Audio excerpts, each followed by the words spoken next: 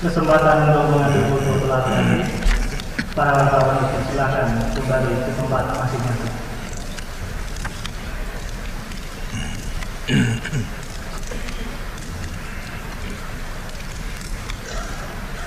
Bismillahirrahmanirrahim.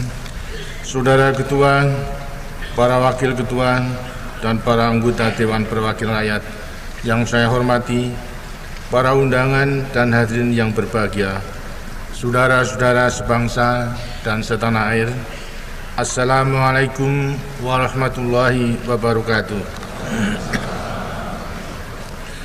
Hari ini saya merasa berbahagia dapat memenuhi permintaan saudara Ketua yang terhormat untuk menyampaikan rancangan Anggaran Pendapatan dan Belanja Negara 1993-94. Tugas ini saya nilai sebagai salah satu tugas konstitusional Presiden yang penting. Sebelum itu saya ingin menggunakan kesempatan ini untuk menyampaikan selamat tahun baru 1993 kepada para anggota Dewan yang terhormat. Semoga tahun yang baru ini memberikan kesehatan dan kesejahteraan bagi kita semua, sehingga kita dapat memberikan pengabdian yang sebesar-besarnya kepada bangsa dan negara yang sedang membangun.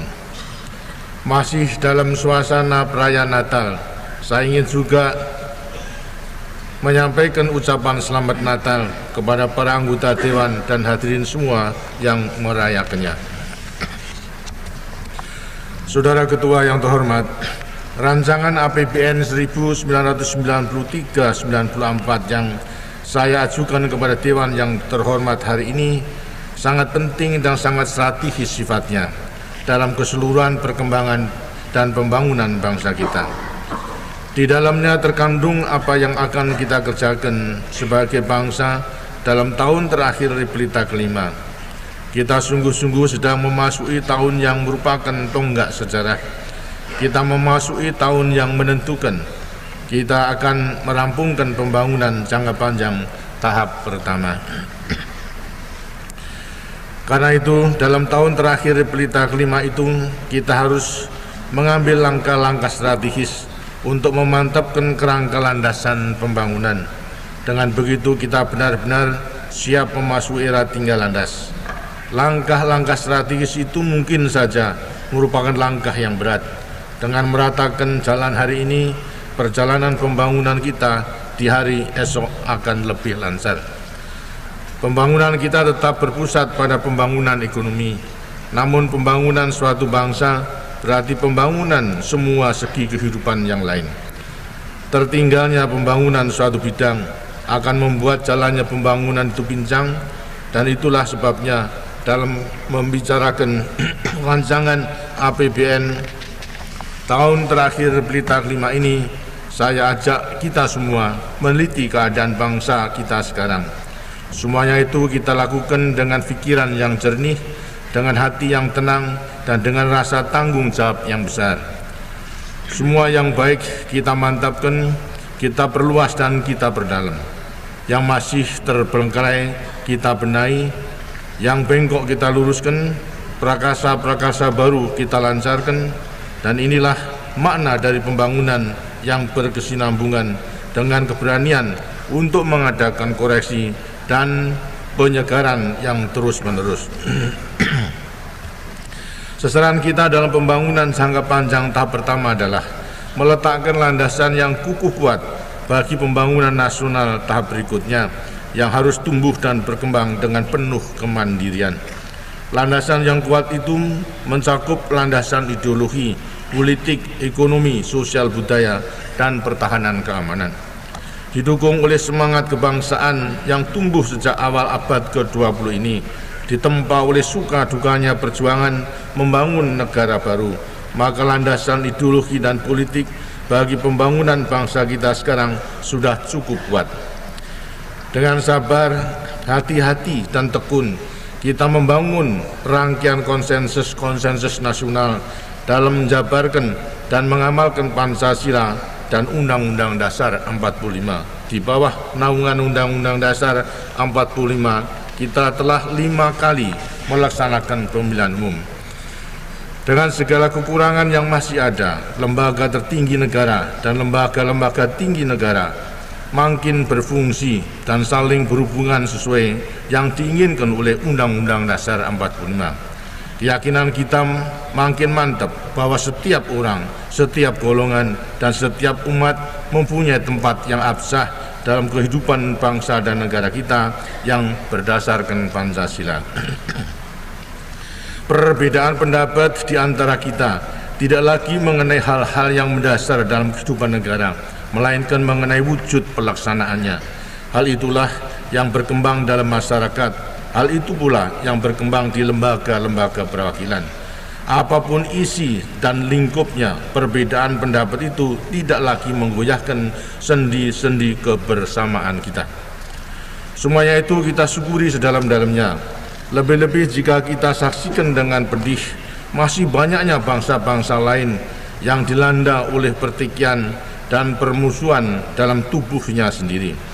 Yang didapatkan tidak lain adalah perpecahan, kemunduran, dan penderitaan yang tidak berkesudahan. Sejalan dengan meningkatnya taraf pendidikan, bertambah luasnya wawasan, dan bertambah banyaknya informasi yang kita peroleh berkat kemajuan pembangunan, maka kita mencurahkan perhatian yang makin besar terhadap peningkatan mutu demokrasi, hak-hak asasi manusia, dan tegaknya hukum. Dalam pidato saya kepada bangsa Indonesia pada penutupan tahun 92 minggu yang lalu, saya telah menyampaikan sebagai bangsa yang dijajah selama lebih dari 350 tahun oleh kolonialisme, kita berhak menyatakan kepada dunia bahwa kita sangat tahu makna demokrasi dan hak-hak asasi manusia. Semangat demokrasi dan hak-hak asasi manusia itu bahkan meresapi setiap kalimat dari Undang-Undang Dasar kita yang lahir dalam perjuangan kita mencapai kemerdekaan nasional. Faham kita mengenai demokrasi dan hak-hak asasi manusia itu berpangkal pada kesadaran kita mengenai hakikat manusia sebagai makhluk individu dan sebagai makhluk sosial. Faham kita bersumber pada sila kemanusiaan yang adil dan beradab yang diresapi oleh keempat sila lainnya dari Pancasila itu. Landasan di bidang pertahanan keamanan terasa cukup kukuh. Doktrin pertahanan keamanan kita mengandalkan diri pada ketahanan nasional dalam menghadapi berbagai bentuk ancaman, baik yang datang dari luar maupun dari dalam. Kekuatan pertahanan keamanan yang kita bentuk tidak tertuju keluar batas-batas wilayah kita sendiri. Kekuatan itu dibangun untuk membela integritas wilayah dan kedaulatan negara. Doktrin pertahanan keamanan kita terbukti berhasil mengatasi gangguan keamanan yang terjadi di wilayah kita sendiri. Pembangunan dalam bidang sosial budaya mencapai banyak kemajuan. Berbagai golongan dalam masyarakat kita yang majemuk ini terbukti menunjukkan toleransi yang tinggi satu sama lain. Malahan telah banyak bekerja sama dan saling tolong-menolong baik dalam suka maupun dalam duka.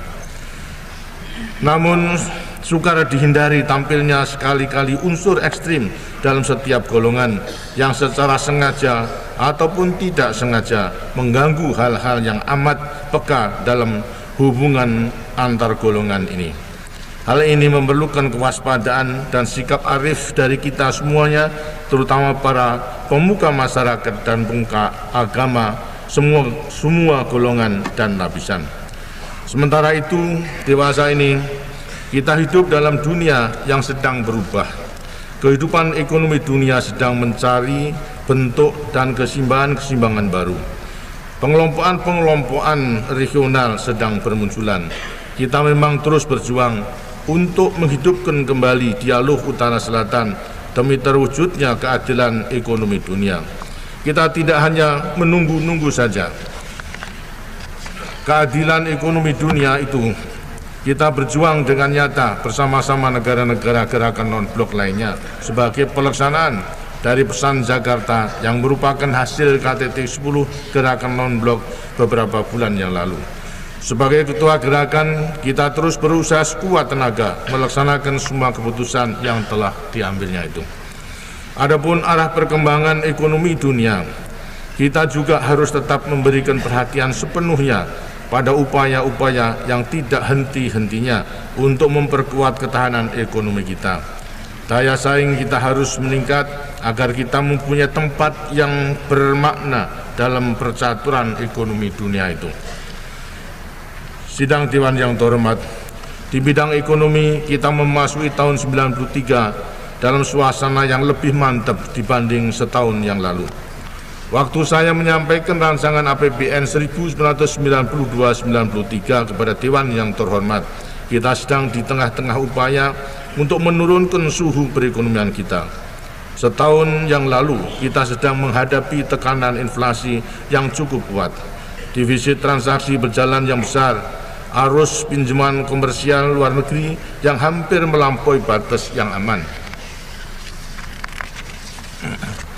Bahkan kita juga dibayangi oleh kemungkinan timbulnya kekeringan. Kita bersyukur bahwa tahun 92 telah dapat kita lalui dengan selamat.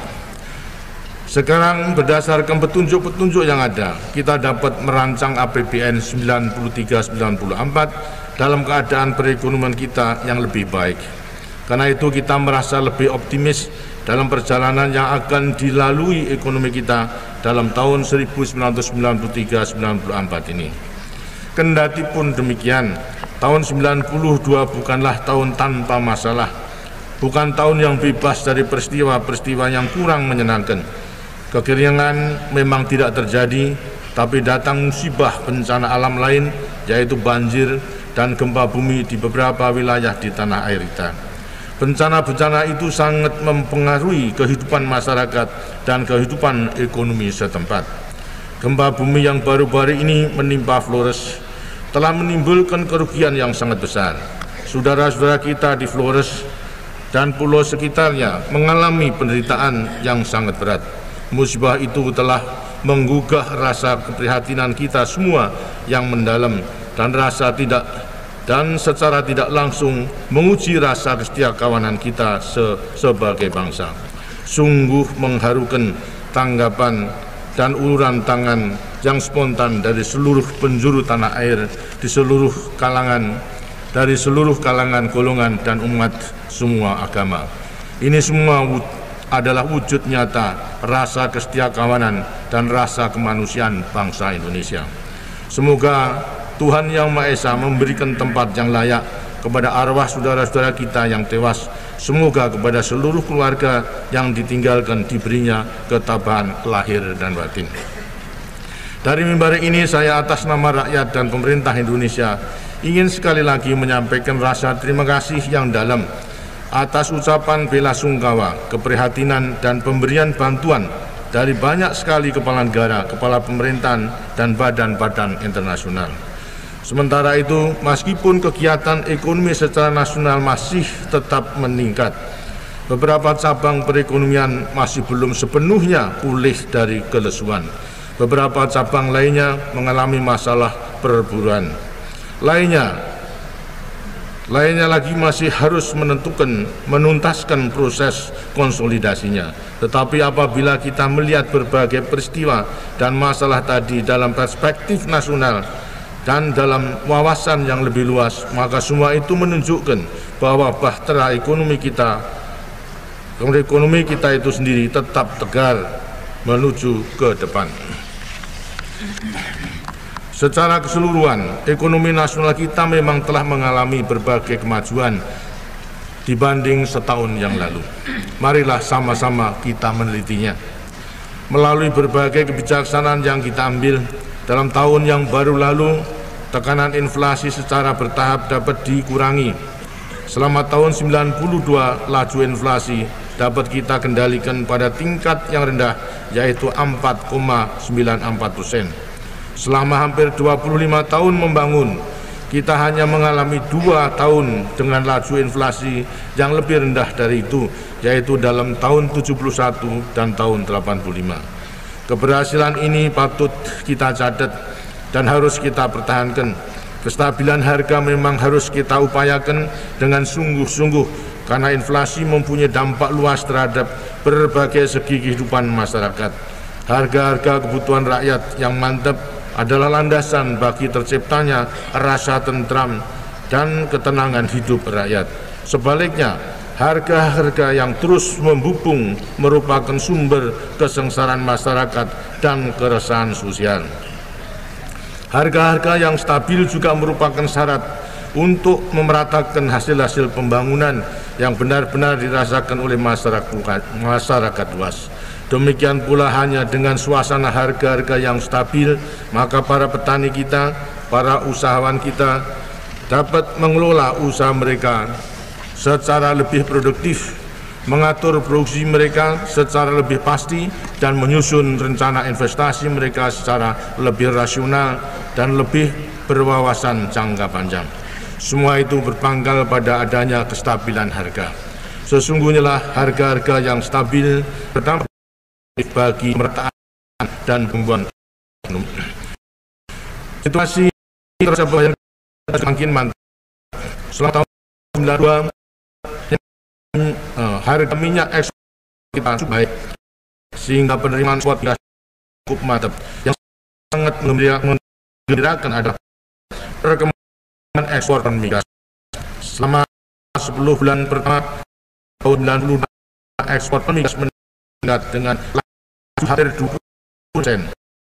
Pada bulan khusus untuk pertama kalinya ekspor non migas bulanan melampaui nilai 2 miliar dolar Amerika.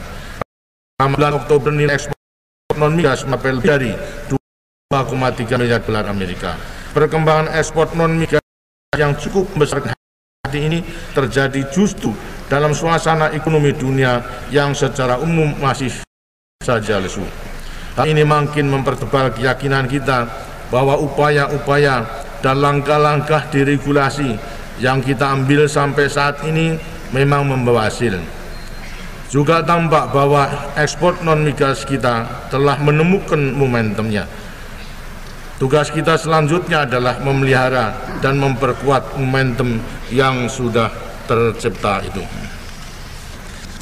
Kita perlu terus menyempurnakan pelaksanaan kebijaksanaan deregulasi secara konsekuen, melanjutkannya untuk bidang-bidang industri, pertanian, dan lain-lain yang sampai sekarang belum sepenuhnya kita tangani, meningkatkan prasarana pendukungnya, dan terus berusaha mendorong investasi di bidang ekspor non-migas. Seperti halnya dengan tahun-tahun sebelumnya, ekspor hasil-hasil industri tetap merupakan penggerak utama dari perkembangan ekspor non-migas kita yang dinamis itu. Perkembangan ekspor non-migas kita di waktu-waktu mendatang sungguh akan tergantung pada keberhasilan kita dalam membangun industri dalam negeri yang efisien, produktif, dan benar-benar mampu bersaing di pasaran dunia, termasuk industri-industri yang mengolah hasil pertanian dan sumber alam lainnya. Upaya kita untuk meningkatkan ekspor non-migas memang terkait erat dengan upaya kita untuk melaksanakan industrialisasi yang mampu bersaing di dalam dan di luar negeri. Keduanya harus dilaksanakan dalam satu strategi yang terpadu. Sebagai beberapa segi penting lain dari neraca pembayaran juga menunjukkan perbaikan selama tahun 92. Pada tahun 1990-91, sewaktu ekonomi kita memanas, impor kita di luar minyak bumi dan gas melonjak cepat, meningkat dengan lebih dari 30%. Dengan adanya kebijaksanaan pengendalian moneter yang didukung dengan kebijaksanaan untuk mengelola pinjaman-pinjaman komersial luar negeri, maka pertumbuhan impor non-migas dapat kita kendalikan menjadi sekitar 11% pada dalam tahun 1991-92. Dalam tahun 1992-93, impor non-migas diperkirakan tumbuh dengan laju sekitar 13%.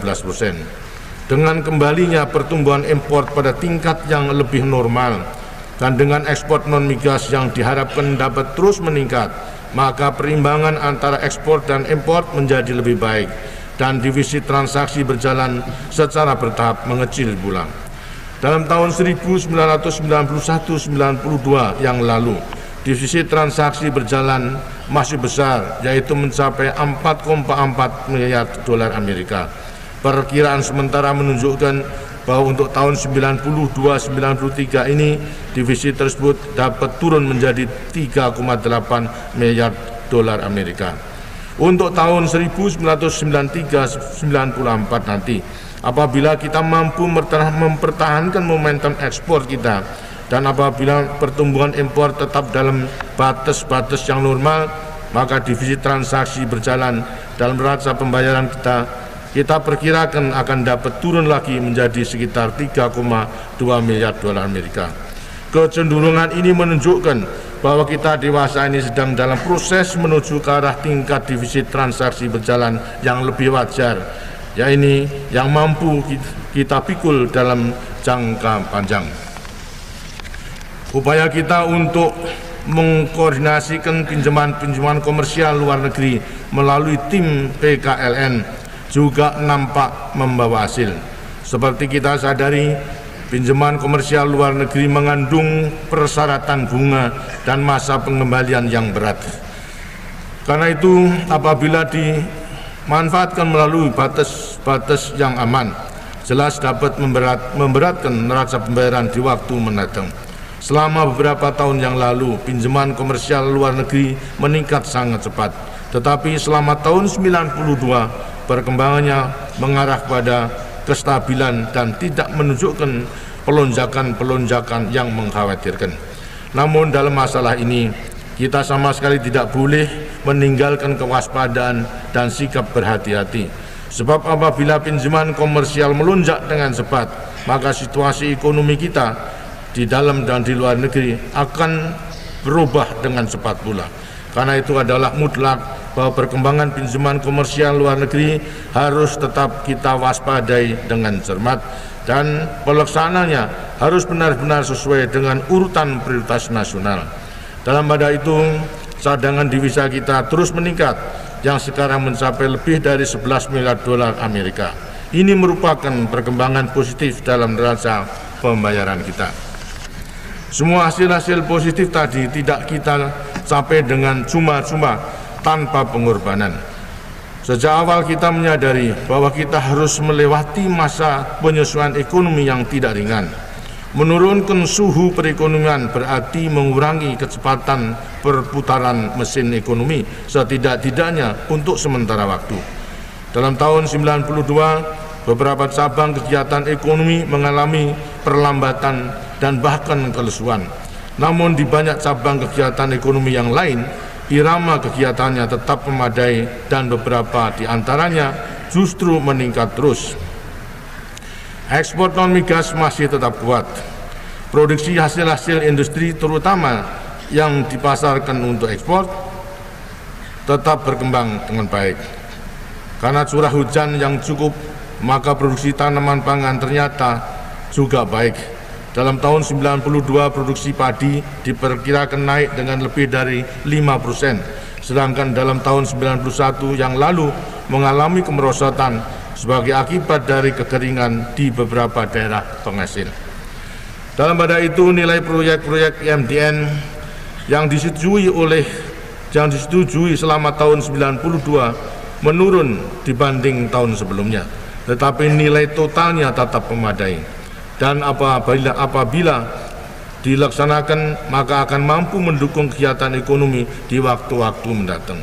Sementara itu, nilai proyek-proyek PMA yang disetujui dalam tahun 92 ternyata lebih tinggi dibanding tahun 91. Selanjutnya, impor bahan baku dan barang-barang modal yang mendukung kegiatan produksi dan investasi dalam negeri secara total juga meningkat, meskipun laju peningkatannya tidak setinggi tahun 90 sewaktu ekonomi kita memanas. Dengan demikian, tahun 92 jelas bukan tahun kemandekan ekonomi. Tahun 92 adalah tahun penyesuaian yang diiringi pertumbuhan ekonomi yang memadai. Saudara Ketua, para Wakil Ketua, dan anggota Dewan yang saya hormati, dengan kembali normalnya suhu perekonomian maka tugas kita selanjutnya mencakup dua hal.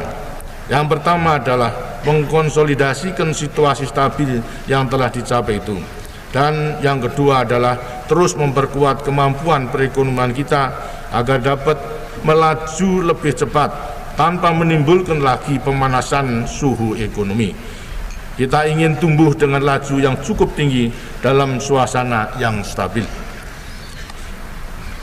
Mengenai konsolidasi ekonomi, maka yang paling penting adalah keteguhan hati kita untuk tetap memegang prinsip-prinsip dasar pengelolaan ekonomi makro yang sampai sekarang terbukti mampu menghasilkan kestabilan ekonomi. Dalam berbagai kesempatan, saya tidak jemu-jemu menyebutkan hal ini, karena kestabilan ekonomi makro adalah prasyarat yang mutlak bagi keberhasilan apapun yang kita lakukan di setiap bidang kegiatan ekonomi. Pengalaman yang sangat pahit dari negara-negara lain yang telah memberikan banyak pelajaran mengenai hal ini. Karena itu kebijaksanaan anggaran negara harus tetap didasarkan pada disiplin anggaran berimbang dan dinamis. Juga penting sekali kita tetap pegang teguh prinsip kehati-hatian dalam melaksanakan anggaran pendapatan dan belanja negara. Demikian pula kebijaksanaan moneter harus selalu dilaksanakan serasi dan saling menunjang.